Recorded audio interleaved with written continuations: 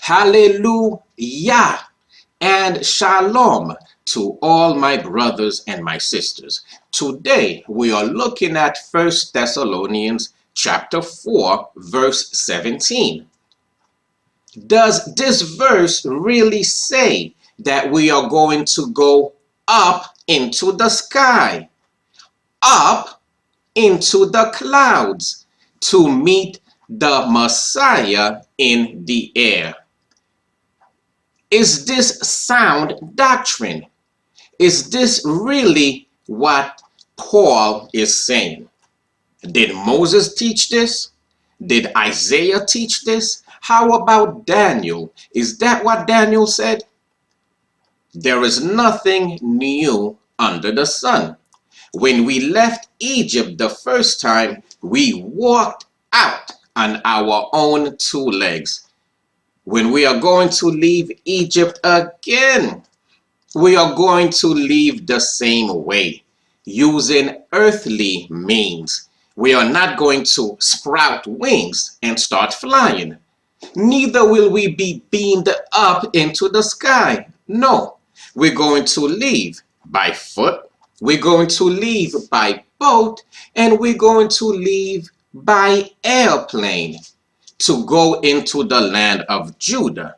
And there will we meet with the Father and with his Son. And there in the land of Judah will the kingdom of heaven be established here on earth. Let's jump right into 1 Thessalonians 4 verse 17. But let's start at verse 13 so that we can get the proper background. But I would not have you to be ignorant, brethren, concerning them which are asleep, that ye sorrow not, even as others which have no hope. For if we believe that Emmanuel died and rose again, even so them also which sleep in Emmanuel will the Mighty One bring with him. For this we say unto you by the word of the Father, that we which are alive and remain unto the coming of the Father shall not prevent them which are asleep. For the Father himself shall descend from heaven with a shout, with the voice of the archangel, and with the trump of the Mighty One. And the dead in the Messiah shall rise first. Then we, which are alive and remain, shall be caught up together with them in the clouds to meet the Father in the air. And so shall we ever be with the Father. Wherefore, comfort one another with these words. We read in verse 17, then we which are alive and remain shall be caught up together with them in the clouds to meet the Father in the air. And so shall we ever be with the Father. The verse says that we will be caught up together with them in the clouds to meet the Father in the air. When you first read it, you see the word clouds, you see the word air, and you assume, well, we have been taught that it's talking about the clouds in the sky. And it's talking about us going up in the air. But we must remember that words have many definitions. Sometimes a word has more than one definition. And the word clouds in this verse and the word air in this verse has a different meaning than the one that we were taught. Let's look at verse 15 again. It says, "For this we say unto you by the word of the Father." What was said in verse 17 is something that Paul said in accordance with the word of the Father. That means that Paul is explaining something that was written down by one of the prophets. That prophet is Daniel, and he said it in Daniel 7. Let's go to Daniel 7, verse 13. "I saw in the night visions, and behold, one like the Son of Man came with the clouds of heaven, and came to the Ancient of Days, and they brought him near before him. And there was given him dominion and glory and a kingdom, that all people, nations, and languages should serve him. His dominion is an everlasting dominion which shall not pass away, and his kingdom that which shall not be destroyed. I, Daniel, was grieved in my spirit in the midst of my body, and the visions of my head troubled me. I came near unto one of them that stood by, and asked him the truth of all this. So he told me, and made me know the interpretation of the things. These great beasts which are four kings, which shall arise out of the earth. But the saints of the Most High shall take the kingdom and possess the kingdom forever, even forever and ever." This passage in Daniel is where Paul got what he wrote in 1 Thessalonians 4, verse 17. We read again in Daniel 7, verse 13.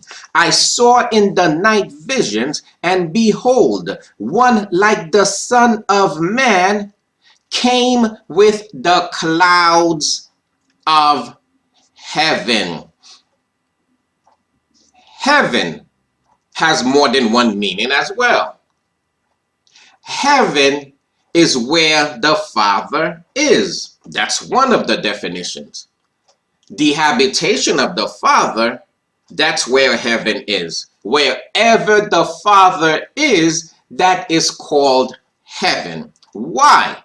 Because that is the highest seat of authority. His throne is the highest seat of authority in heaven and earth. There is nothing higher. There is no greater authority. There is no greater power. And so, his throne, his habitation is heaven. That's one definition of heaven. Another definition of heaven, we already know, is to be up in the sky. The stars are in heaven. The birds fly through heaven. They fly through the sky. But another definition of heaven is also referring to the seat of authority. Here on earth, those who occupy the highest levels of authority are said to be up high among us. They are up high in the hierarchy of governments and of politics and of power and of authority. At times, the Bible refers to them being in heaven as well. And Paul himself refers to them being in the air, meaning that they are high up. They are at positions of authority. They are in heaven. They are in the heights. Heaven means the heights physically. It also means being in the heights in terms of authority. That's why we sometimes hear about more than one heaven. Man can be up high in the heavens in terms of being high and mighty here on earth, but they can never reach the seat of heaven that the Father occupies. They can never be that powerful. If we look up the Hebrew word for heaven, shamayim, we can find it in a Hebrew dictionary like Strong's. It would be Strong's Hebrew word 8064. We read shamayim, dual of an unused singular. That word is shamay, and it means to be lofty. Shamayim means to be lofty. The sky. It also means air, heaven. In the definition of Shamayim, we see it refers to the heights, to being high. It refers to being lofty. The sky is high up. Shamayim also means air or heaven. When Paul says to meet the Father in the air, he is also saying to meet the Father in heaven, in Shamayim. Fundamentally, the word heaven refers to the heights. And it is from this definition that all of the other definitions of heaven derive. Heaven refers to the heights. It refers to being high, high up physically, or high up in power and authority, or high up spiritually. Let's look at some verses and let's see how our Father is referred to as being in heaven, because that is the highest seat of power and authority in heaven and earth. And we'll see that heaven also refers to the heights. Psalm 11 verse 4. The Father is in his holy temple. The Father's throne is in heaven. Deuteronomy 26 verse 15. Look down from thy holy habitation from heaven and bless thy people Israel. 1 Kings 8 verse 43. Hear thou in heaven thy dwelling place. All of these verses refers to the house, the dwelling place, the throne of our Father being in heaven, being on high, high up. That is why our Father is called the Most High. There is no greater power or authority.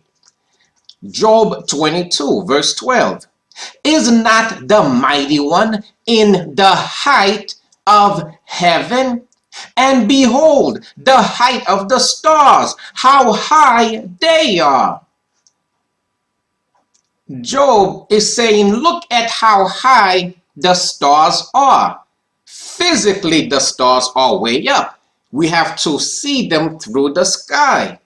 But what he is referring to in saying that the mighty one is in the height of heaven, he is saying that our Father is even higher than the stars. Not that he is physically higher, but that his power and his authority dominates all of the heavens and all of the stars and the planets, the moon, the sun, and the earth, which are in the heavens.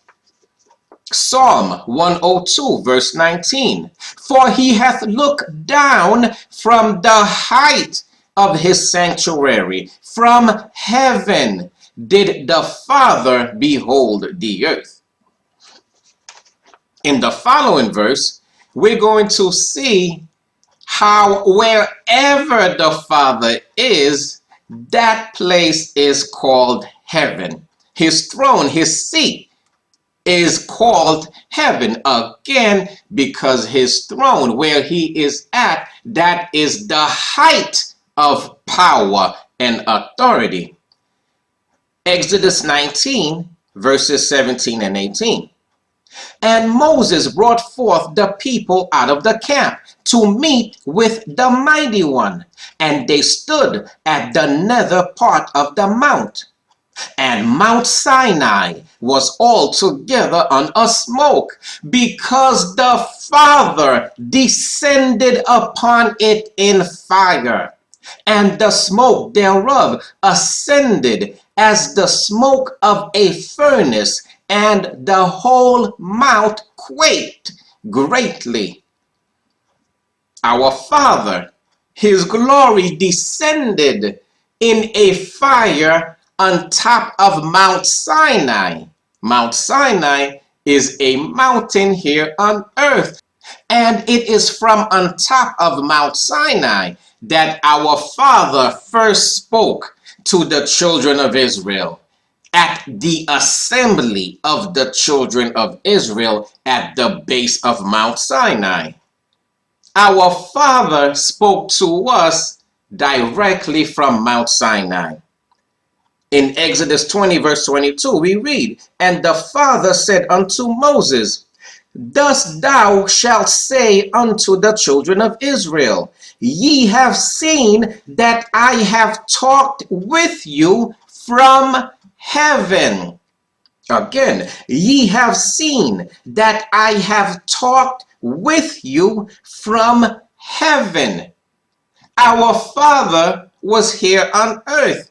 He was at the top of Mount Sinai, yet he told the children of Israel, I have talked with you from heaven.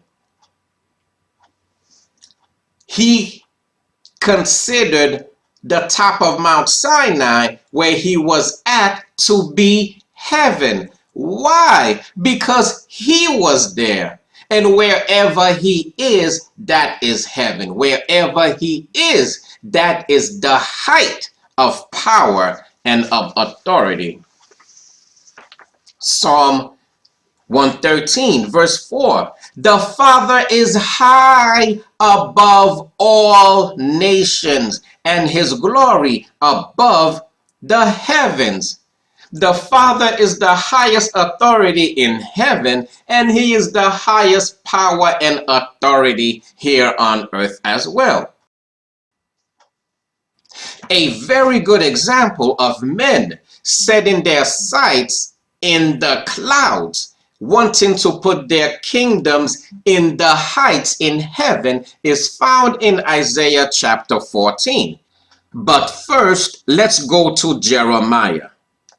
Jeremiah 51 verse 53. Though Babylon should mount up to heaven, and though she should fortify the height of her strength, yet from me shall spoilers come unto her, saith the Father. Though Babylon should mount up to heaven, and though she should fortify the height of her strength, Babylon is not going to the heaven where the Father is. Babylon is trying to be so far up in power and in authority that the rest of the world might as well consider that she is in heaven. When talking about Babylon, the Father gave us a perfect example of men trying to reach the heights of heaven. Men trying to establish their kingdom in the heights where the Father will establish his kingdom here on earth. We read in Isaiah chapter 14, beginning at verse 3. And it shall come to pass in the day that the Father shall give thee rest from thy sorrow and from thy fear and from the hard bondage wherein thou wast made to serve, that thou shalt take up this proverb against the king of Babylon, and say, how hath the oppressor ceased? The golden city ceased. The Father hath broken the staff of the wicked and the scepter of the rulers. He who smote the people in wrath with a continual stroke, he that ruled the nations in anger, is persecuted, and none hindereth. Here, the Father is talking about the city of Babylon, whom he refers to as the king of Babylon, who he also calls Lucifer. In Isaiah 14, verses 12, 13, and 14, we read, how art thou fallen from heaven, O Lucifer, son of the morning? How art thou cut down to the ground, which didst weaken the nations? For thou hast said in thine heart, I will ascend into heaven. I will exalt my throne above the stars of the mighty one. I will sit also upon the mount of the congregation in the sides of the north. I will ascend above the heights of the clouds. I will be like the Most High. We read, how art thou fallen from heaven? How art thou fallen from heaven? The Father is saying that the city of Babylon, the king of the Babylonians, has fallen from heaven. Were they up in the sky? No. Were they where the Father himself lives? No. But they were up high in authority and power.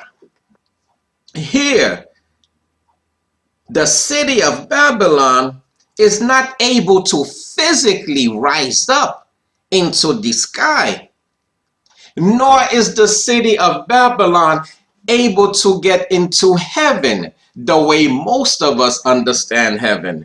What it's talking about is that the city of Babylon is trying to set its authority very, very high. In fact, that's exactly what we read in Genesis with the Tower of Babel.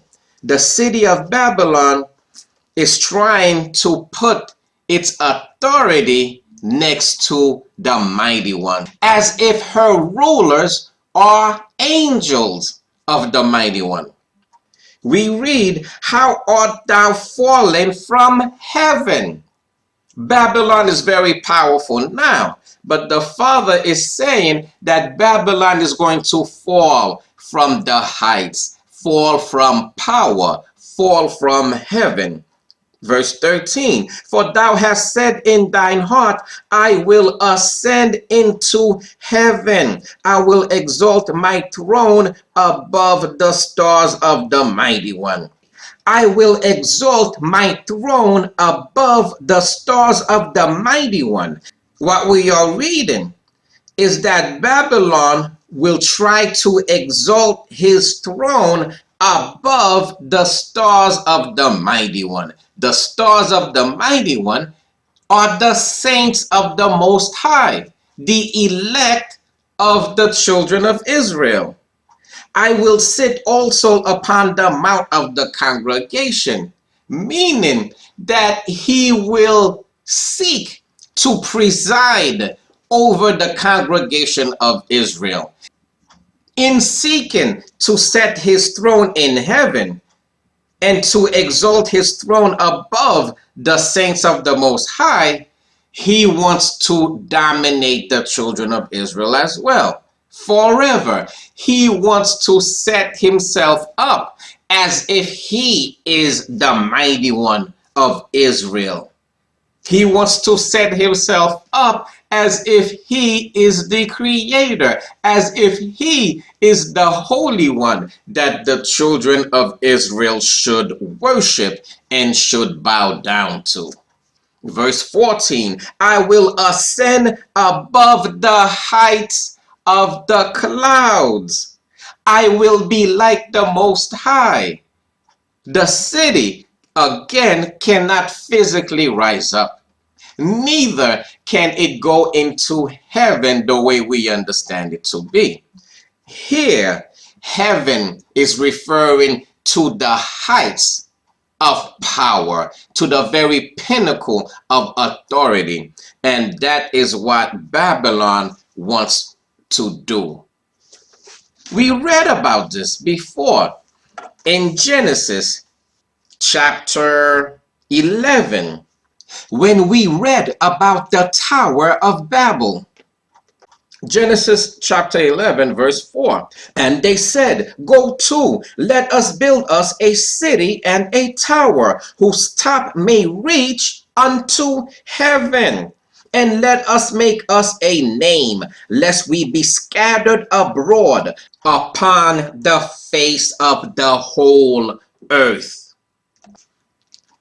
It was ancient Babylon. It was Nimrod and ancient Babylon who is the subject of this verse.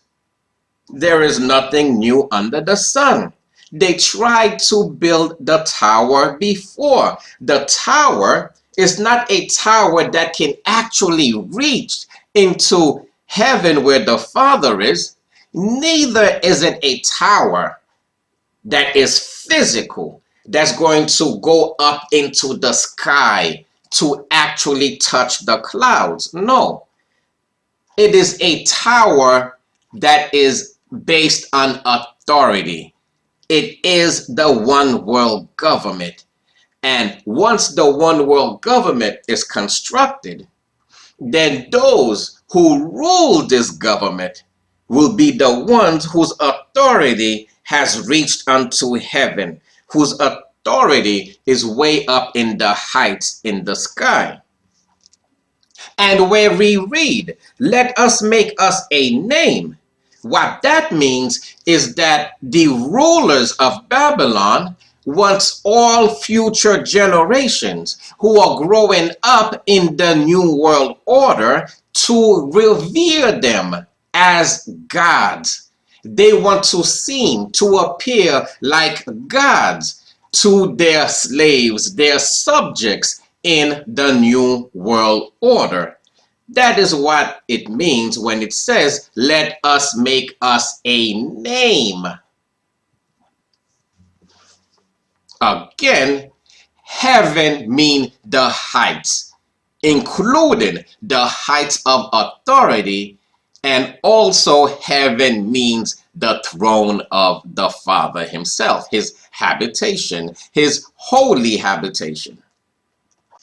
When we read Daniel 7 verse 13, again, I saw in the night visions, and behold, one like the Son of Man came with the clouds of heaven. He came with the clouds that are high in authority here on earth. What clouds that are high in authority here on earth? Let's jump to Ezekiel 38. Why? Because the word clouds also has multiple meanings. And one of the meanings of the word cloud is that it is used to reference a multitude of people. A lot of people. When a lot of people gather together, when a lot of people gather together, sometimes the Bible say that these people have gathered as a cloud to cover the land. Why is the word cloud used to represent a multitude of people? Because one definition of the word cloud is that it is a covering. A cloud covers the land. When there are clouds in the sky, it is like a covering.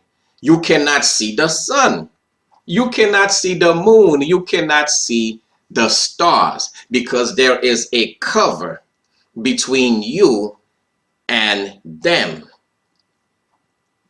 Likewise, when there are a lot of people gathered in one area, they cover the land.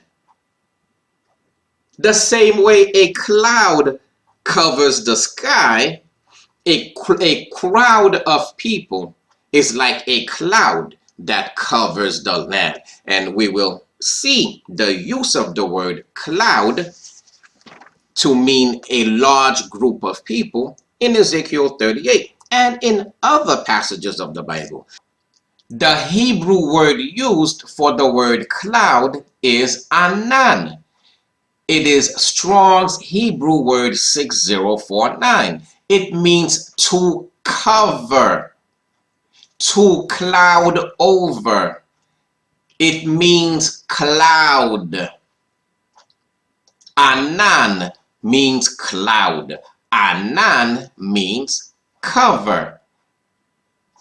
We can see why when a multitude of people cover the land, we can call them a cloud, because cloud and cover are synonyms. They mean the same thing. Anan is also given as word 6051. It means a cloud as covering the sky.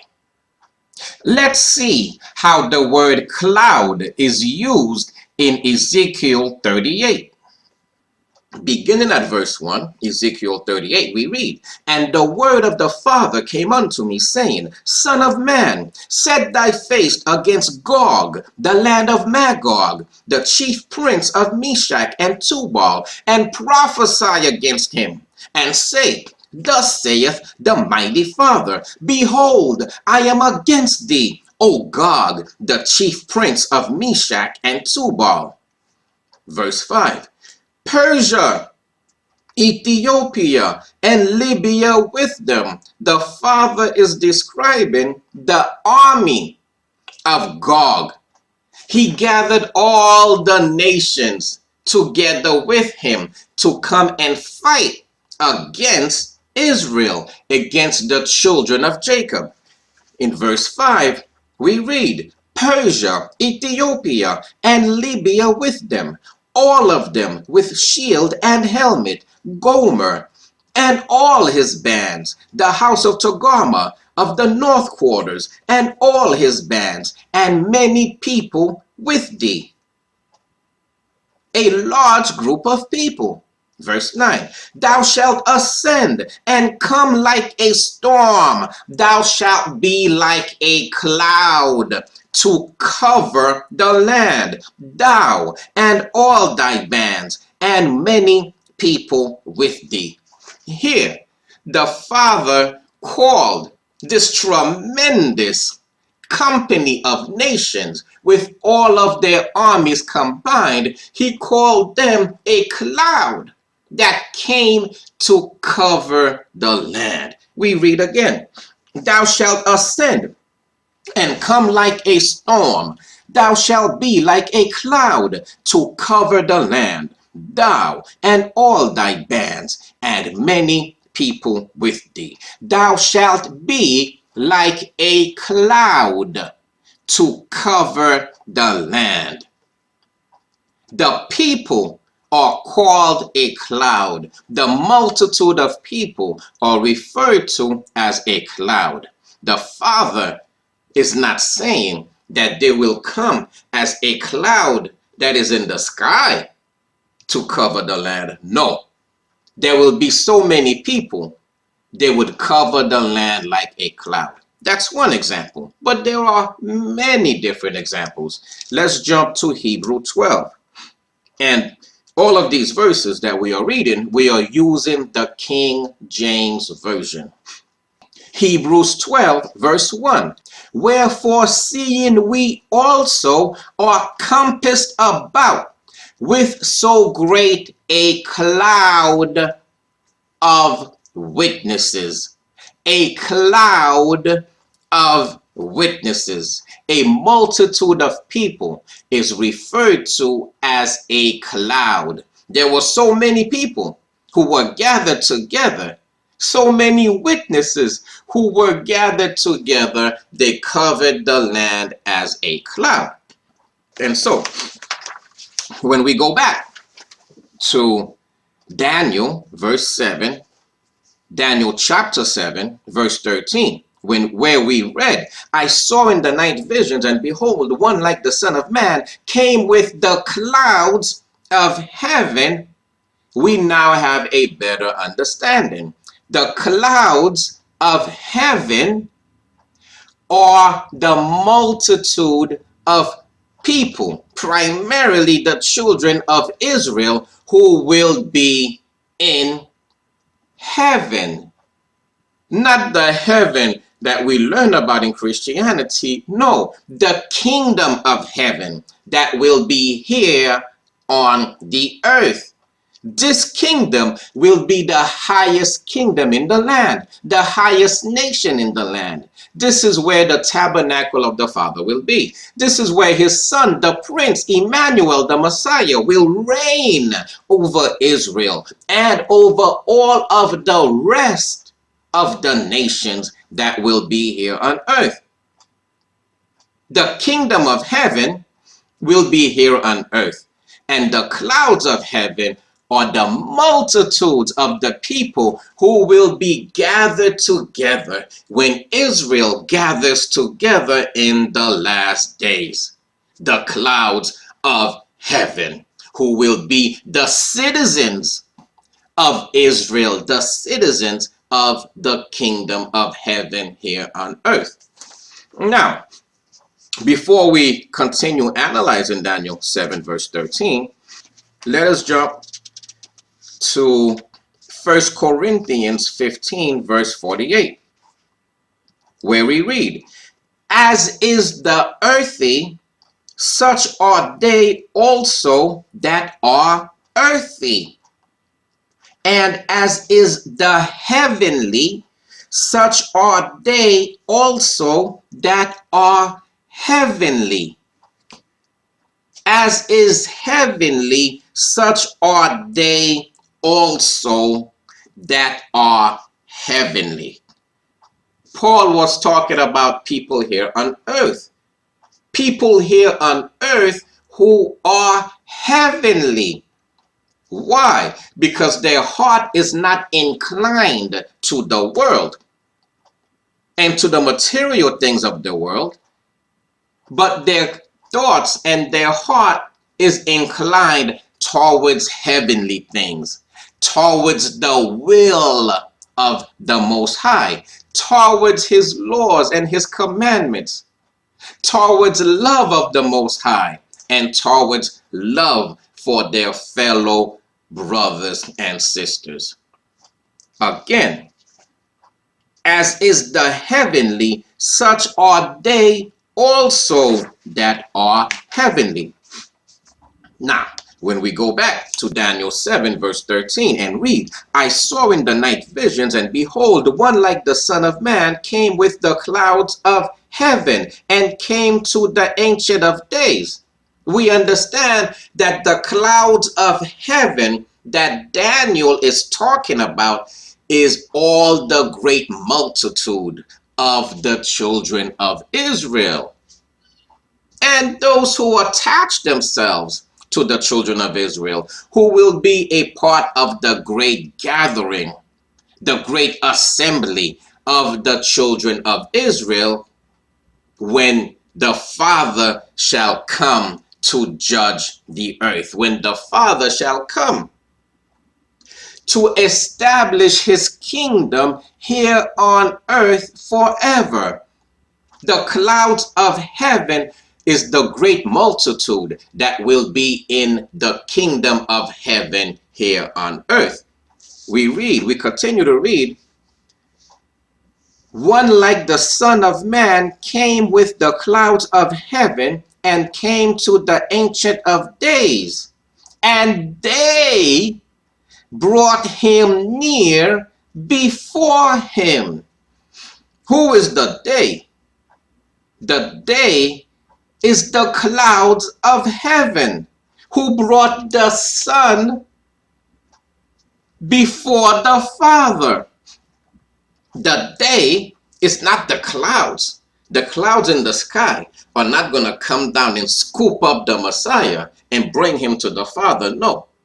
The Messiah is going to be among the people, and the people shall bring the Son before the Father. And we read, and there was given him dominion and glory and a kingdom, that all people, nations, and languages should serve him, should serve the Son, should serve the Messiah. Verse 18, but the saints of the Most High shall take the kingdom. The saints of the Most High are the clouds of heaven that Daniel is talking about. And so the clouds of heaven shall take the kingdom. The saints of the Most High shall take the kingdom and possess the kingdom forever, even forever and ever. What kingdom? They shall possess the kingdom of heaven. What heaven? The kingdom of heaven, the highest seat of authority that will be established here on earth forever. The citizens will be the saints of the Most High.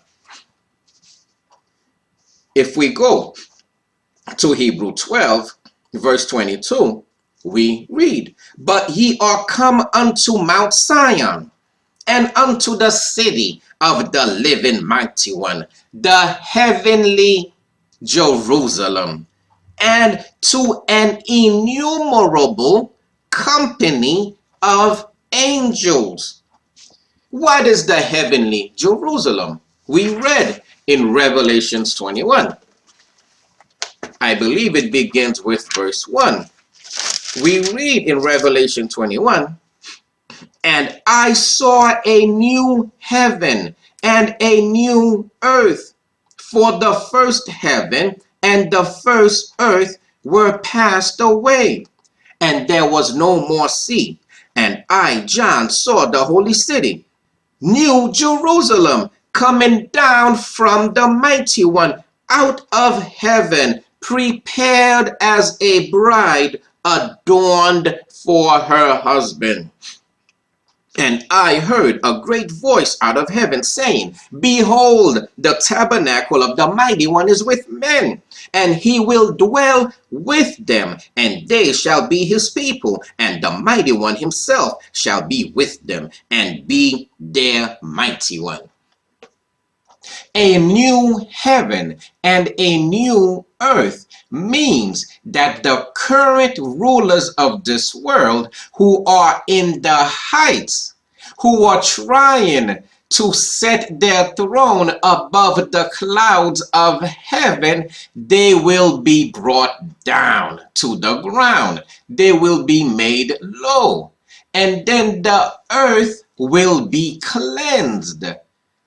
They will no longer rule. They will no longer be in a position of authority. They will no longer oppress the children of Israel, and they will no longer oppress the rest of the nations of the world.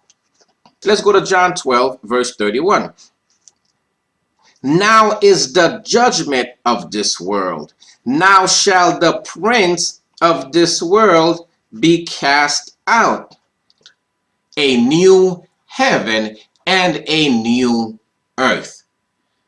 A new government under the mighty one himself and his son, the Messiah, the Prince. New Jerusalem came down out of heaven. Does that mean that New Jerusalem is going to be a city that is built in the Christian concept of heaven, and then that city is going to descend on the earth? No. The city is built in heaven. That means that the city is prepared in spirit first, as in heaven, so on earth. It is prepared by the Spirit of the Father. It is prepared in heaven, in high places spiritually. And then, once the Father prepares it spiritually, it manifests here on the earth. So when John is saying that New Jerusalem shall descend out of heaven, he doesn't mean that it will physically descend out of heaven. It means that it will be prepared in heaven and then shall be made manifest. It shall be manifested here on earth physically, which means there is a spot here on earth that the Father is preparing for the gathering of Israel. There is a spot here on earth to which the Father shall descend to and shall build his throne and his tabernacle there. And this shall be the mountain of Israel. This shall be the highest seat of authority within Israel. This shall be the New Jerusalem that John and the prophets talked about over and over again. And so when we go back to Hebrew 12, verse 22, but ye are come unto Mount Zion. New Jerusalem is called Mount Zion. And unto the city of the living mighty one, the heavenly Jerusalem. The heavenly Jerusalem, the city where the Father will live here on earth. And to an innumerable company of angels. The innumerable company of angels that Paul is talking about here, this is a reference to the clouds of heaven. This is a reference to the saints of the Most High. This is a reference to those people whose names shall be found in the book of life. Verse 23. To the general assembly and church of the firstborn. To the general assembly and church of the firstborn. The word church itself is a word that means assembly. The general assembly of the firstborn. Well, who's the firstborn? Israel is who the Father calls his firstborn. Exodus 4, verse 22. And thou shalt say unto Pharaoh, thus saith the Father, Israel is my son, even my firstborn. This is a gathering of the children of Israel, which are written in heaven. These are the people written in the book of life. Let's start over.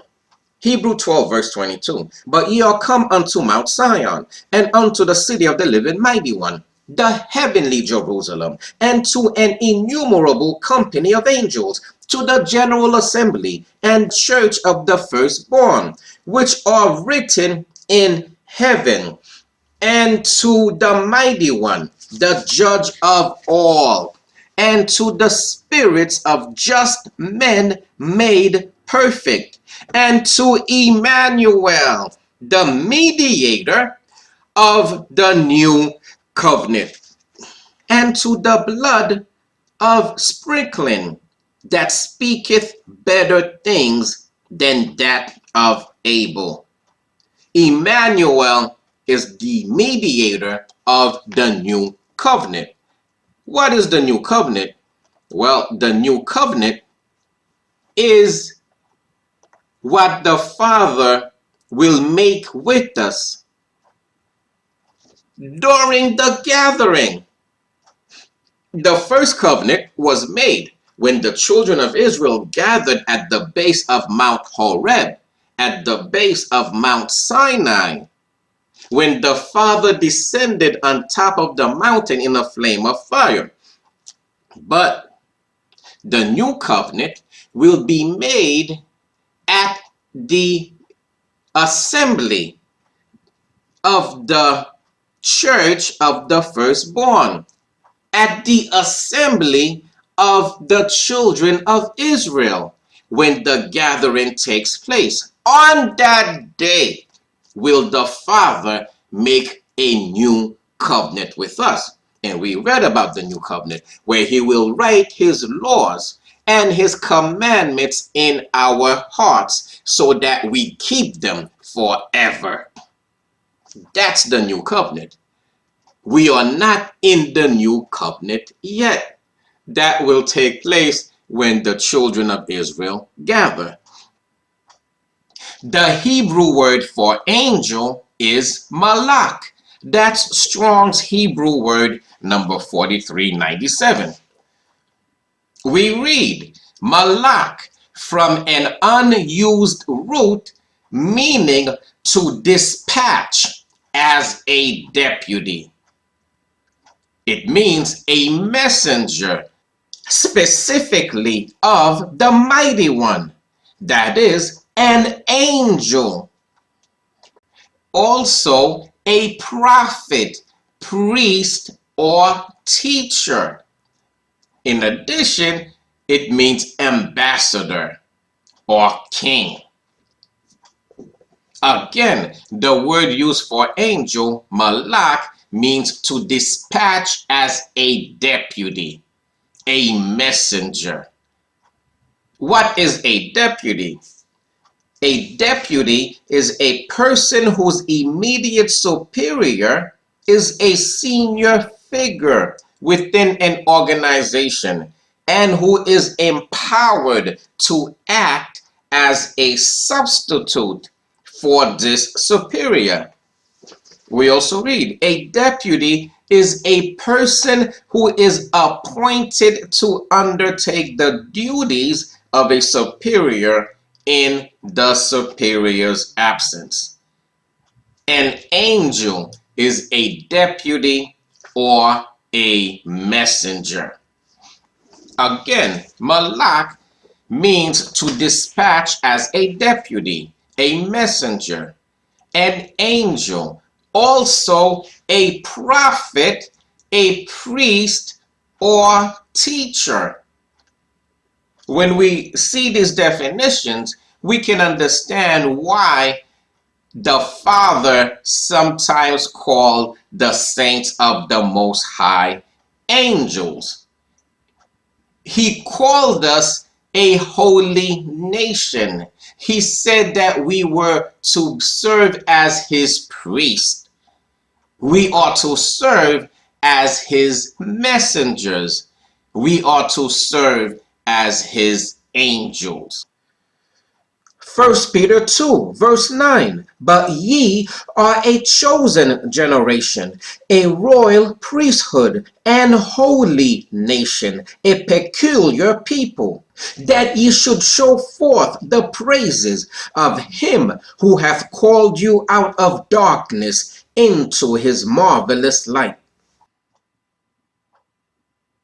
From the same word malak, we have the prophet Malachi. He has the same name as the word used for angel. The name Malachi means my angel. And we see in 2 Esdras chapter 1 verse 40 that Malachi is also called an angel of the Father. And so we are able to call the Messiah or Moses, who are prophets, we can call them angels because they are messengers. We can call Aaron, who is a priest, an angel. We can call Paul, who is a teacher, an angel. And likewise, when the kingdom is established, Israel will take her position here on earth as the priest of the Most High. We will be like angels. We, the saints of the Most High, will be dispatched as deputies. We will be sent out as if we are angels, messengers of the Most High, representing His word, His will, and His commandments. Back in Hebrew 12, verse 22, I said that the innumerable company of angels refers to the clouds of heaven. Why? Because sometimes the Father calls the elect, the saints, angels. An example of that is found in Luke 20, verse 36. Neither can they die anymore, for they are equal unto the angels. The children of Israel, the saints of the Most High, whose names will be found in the book of life, are equal unto angels, and are the children of the Mighty One, being the children of the resurrection. Sometimes the Father calls His elect angels. And we've seen many examples of angels in the Bible coming as men, coming as regular men, as when Lot received the two angels that the people of Sodom and Gomorrah wanted to sodomize. Let's go to John 1, verse 51. And he saith unto him, Verily, verily, I say unto you, hereafter ye shall see heaven open, and the angels of the Mighty One ascending and descending upon the Son of Man. Here, the Messiah is referring most likely to men, whom the Father have chosen even from creation. And these men are being compared to angels that are ascending and descending upon the Messiah. In Act 7, verse 53, we read, who have received the law by the disposition of angels and have not kept it. Who have received the law by the disposition of angels. Who gave us the law? It was Moses. It was Jeremiah. It was Ezekiel. It was the prophets. And here, the prophets are being referred to as angels. Let's go to Psalm 103, verse 20. Bless the Father, ye his angels that excel in strength, that do his commandments, hearkening unto the voice of his word. Bless the Father, ye his angels that do his commandments. The commandments were given to men, primarily to the children of Israel. Here, the children of Israel, the elect of Israel, are being called angels. One more verse. Let's go to 1 Timothy 5, verse 21. I charge thee before the Mighty One, and the Prince Emmanuel the Messiah, and the elect angels, that thou observe these things without preferring one before another, doing nothing by partiality. Again, we read, I charge thee before the Mighty One, and the Prince Emmanuel the Messiah, and the elect angels. The elect angels are the elect of the house of Israel. They are the saints of the Most High. They are the ones who shall gather as clouds to cover the land when Israel gathers in the day of the great assembly of the children of Jacob before the Most High. Ye, his angels, the elect angels, the disposition of angels, the angels of the mighty one ascending and descending. We are equal unto angels and are the children of the mighty one. All of this refers to the children of Israel who shall be in heaven, who shall be in the kingdom of heaven here on earth. Now, when we go back, we understand exactly what Daniel was talking about in Daniel 7 verses 13, where he says, one like the Son of Man came with the clouds of heaven and came to the Ancient of Days, and they brought him near before him. This is the word of the Father that came unto Daniel the prophet.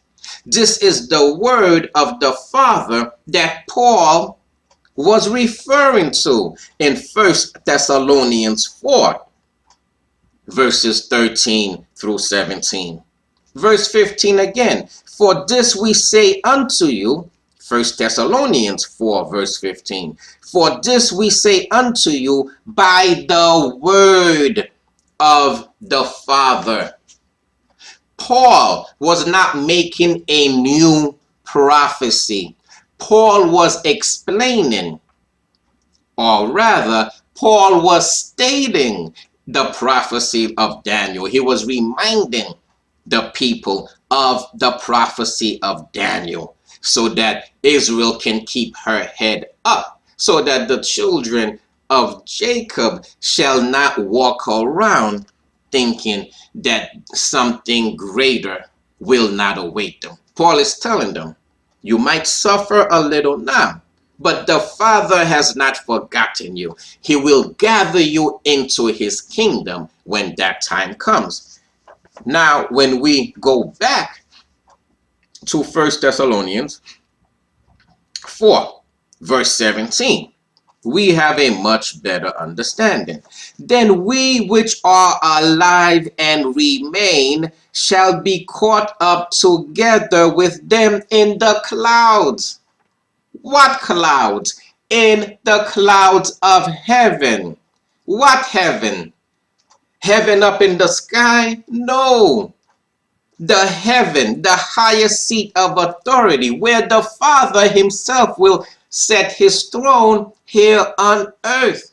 The clouds of heaven, the great multitudes of people that will gather together to be a part of the kingdom of heaven here on earth. Verse 17 again, then we which are alive and remain shall be caught up together with them in the clouds to meet the Father in the air. That phrase throws a lot of people off because all of us know about the clouds in the sky. Maybe we didn't know that a great multitude of people or of armies are also referred to as a cloud. But we know about the clouds in the sky. And then when we see the phrase in the air, for many of us, that points to the air in the sky. That points to the clouds in the sky. Again, we don't have wings. We're not going to sprout wings and start flying. Neither will we be beamed up into the sky. Neither will chariots come down to scoop us up and then take us up into the sky. The Bible does not say that. What the Bible does say is that we're going to go back in ships. You will read that in Isaiah 60, among other passages. Now, what does in the air mean? Again, Paul was not making a new prophecy. He was referring primarily to the prophecy given to Daniel in chapter 7. We did not read in the air in Daniel 7 and in other places that talks about the gathering of Israel. We don't read that we are going to go up into the air. In Revelation 21, we read that New Jerusalem is going to come down. We did not read that we're going to go up to meet New Jerusalem in the sky, to be a part of New Jerusalem in the sky. It's not going to come down, hover above the earth, and then we're going to go up by chariots or be beamed up or sprout wings. No, the Bible doesn't say that. So what does Paul mean by in the air? Paul was using the language of the day. Language changes. The way we speak changes over time. And during that time period, this phrase was a common phrase, and it was a phrase that Paul had used before. So let's find out what in the air means. Let's go to Ephesians 2, verse 2. Wherein in time past ye walked according to the course of this world, according to the prince of the power of the air, the spirit that now worketh in the children of disobedience. The prince of the power of the air. Is Paul saying that there is a prince out there that hovers in the air? Maybe he has a cape and flies around and then controls man by hovering in the air? No. The prince of the power of the air that Paul is talking about is authority that is high up. It is high up.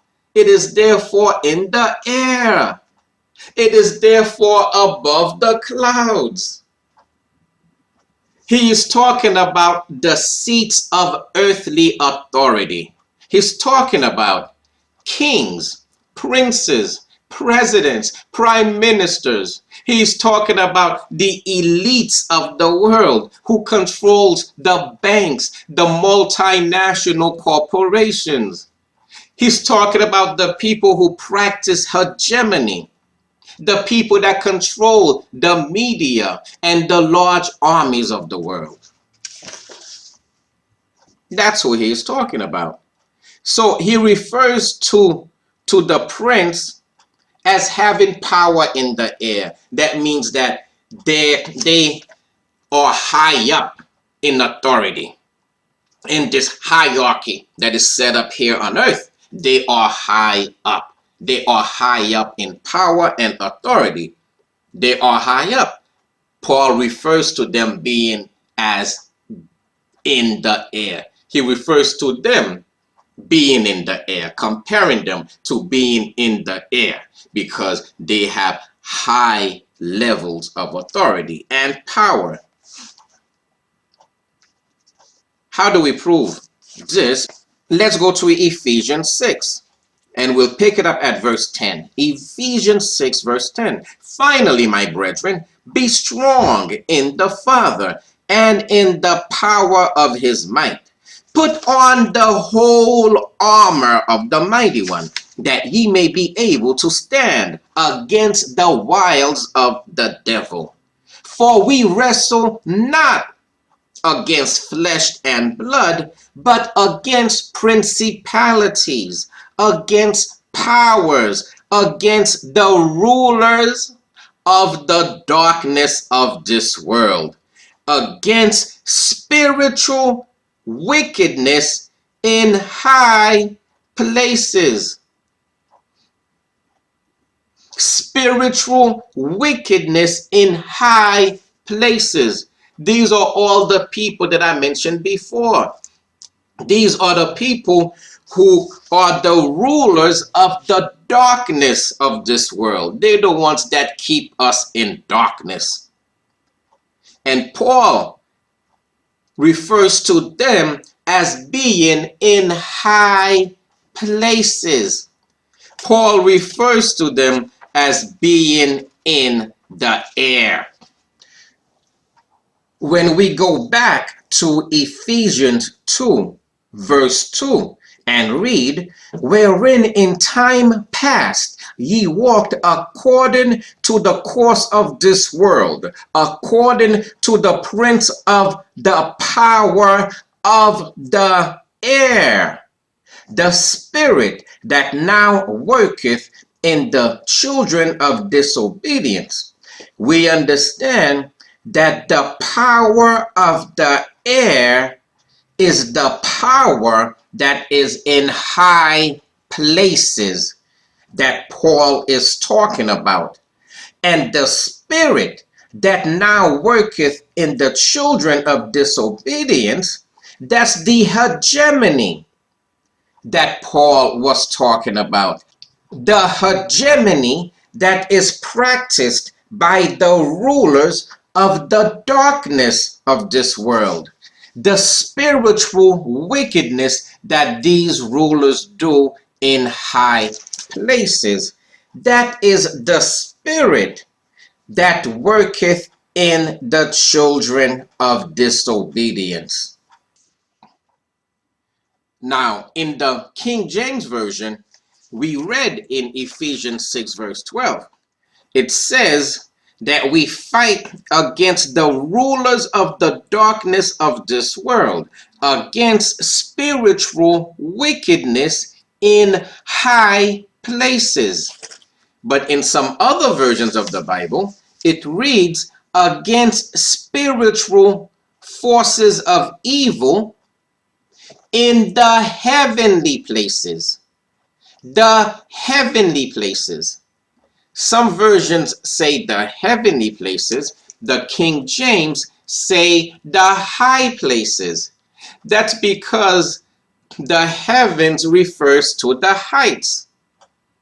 Heaven refers to high up.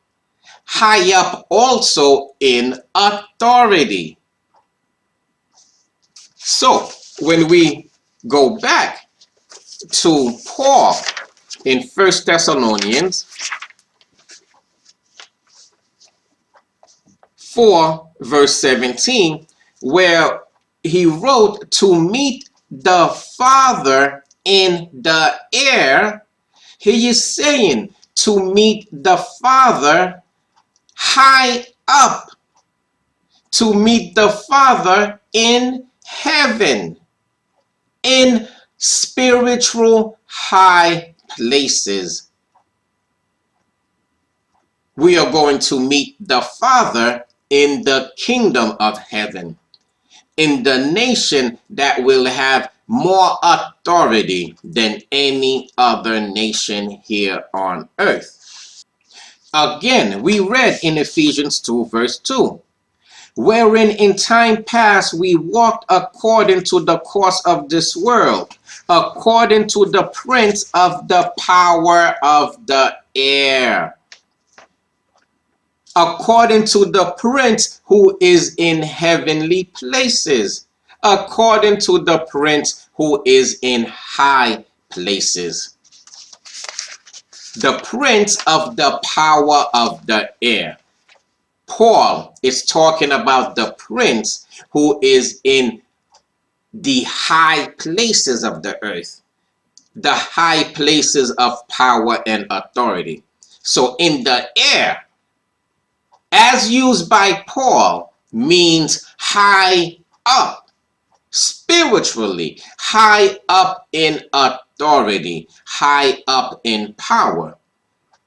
That's the usage of in the air in 1 Thessalonians 4, verse 17. Paul says to meet the Father in the air. He is saying to meet the Father in high places, to meet the Father in the kingdom of heaven. That will be right here on earth. Now we can look at the entire verse and we can read it with more understanding. Then we which are alive and remain shall be caught up together with them in the clouds to meet the Father in the air. So shall we ever be with the Father.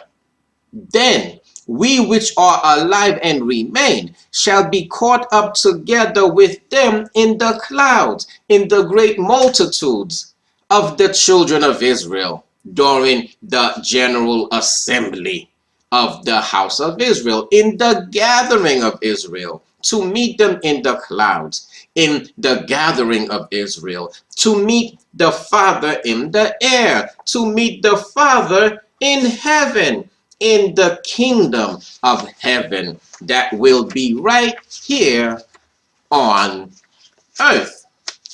So, do not let anyone fool you, or do not let anyone tell you that you are going to be raptured and go up into the clouds in the air to meet the Messiah. No, that is not what the Bible teaches. You are going to be a part of the gathering of the children of Israel in the kingdom of heaven, if you show the Father that you love him, and if he has mercy on your soul. And to that we say, hallelujah.